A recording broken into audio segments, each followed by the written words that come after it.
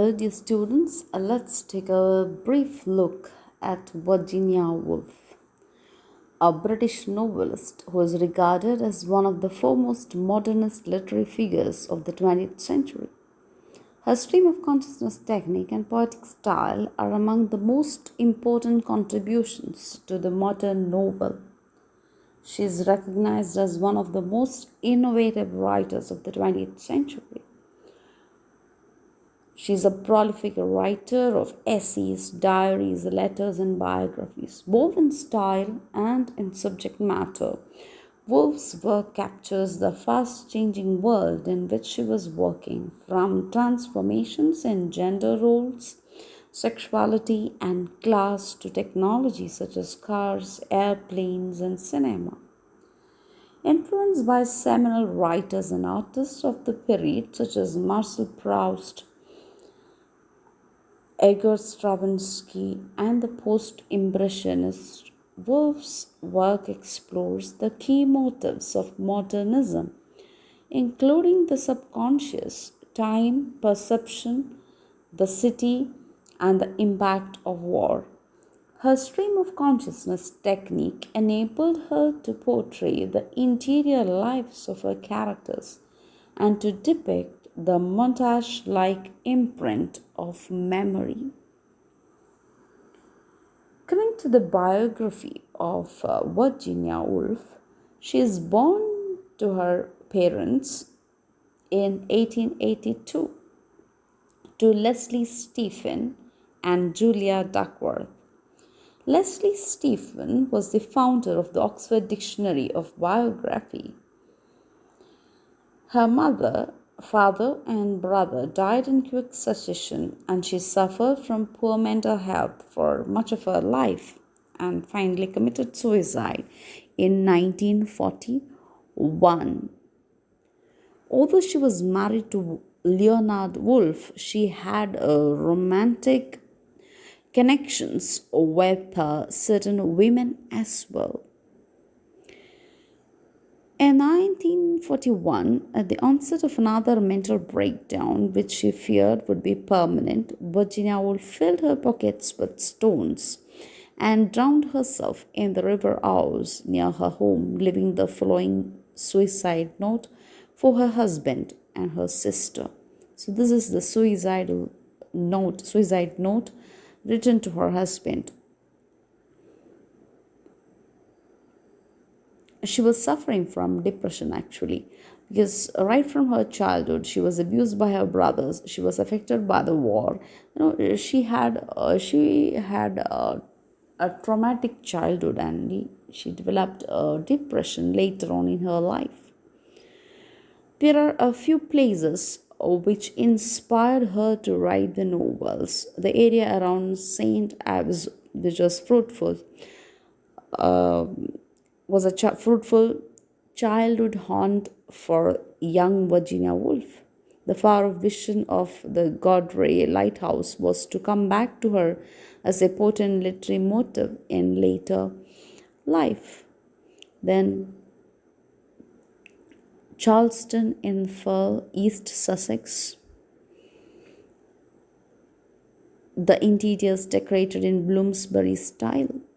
Its preserved interior is a unique example of Duncan Grant's distinctive style of decorative art in the domestic context. So these are again her places of inspiration. Coming to the literary contribution of Virginia Woolf, she actually established a group called Bloomsbury Group, which became a gathering place. Actually, they stayed because the place is Bloomsbury. The group was later called Bloomsbury Group. It became a gathering place for members of the London intelligentsia.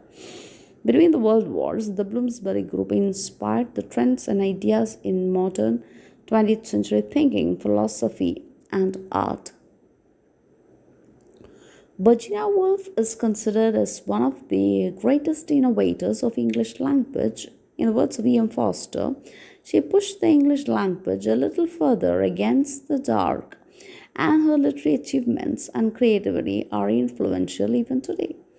Woolf is the major lyrical novelist in English language. Her novels are highly experimental, a narrative frequently frequently uneventful and commonplace, is retracted and sometimes almost dissolved in the character's receptive consciousness.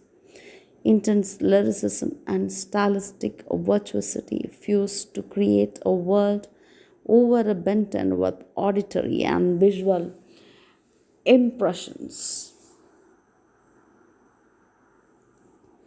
Virginia's works often explored her fascination with the marginal and overlooked of an ordinary mind on an ordinary day, as she put in her essay Modern Fiction. She refused patriarchal honors like the Companion of Honor and honorary degrees from Manchester and Liverpool, and wrote polemical works about the position of women in society, such as A Room of One's Own, Three Guineas, extra. In Flush, she wrote of the life of a spaniel owned by the poet Elizabeth Barrett Browning. In Orlando in 1928, she fictionalized the title of her life of her friend Oveta Sackville West into that of a man woman born in the Renaissance but surviving to the present day. She was a pioneer of stream of consciousness method. As I have told you earlier, it's a narrative technique in non dramatic fiction. It's a literary device, revelation of the thoughts passing through the mind of the protagonist is depicted in incoherent manner. The snatches of incoherent thoughts, free associations of ideas and images, ungrammatical constructions, self analysis, dramatized inner conflicts, imagined dialogues are typical of a stream of consciousness novel. The author, the writer, or the novelist examine the psychological and emotional motives of character in an unconventional sentences and ways. Although almost no action, all events occur in the minds of the character. Linear narrative is substituted by a fractured narrative. Such novels depict using this technique of stream of consciousness method is rich in the workings of human mind. The writers render the flow of the myriad impressions, visual, auditory, physical, etc., that form the awareness of the individual along with his rational thoughts. So, conscious and half conscious and subconscious thoughts are described. Penetrating explorations of the workings of human consciousness is a key feature of stream of consciousness technique.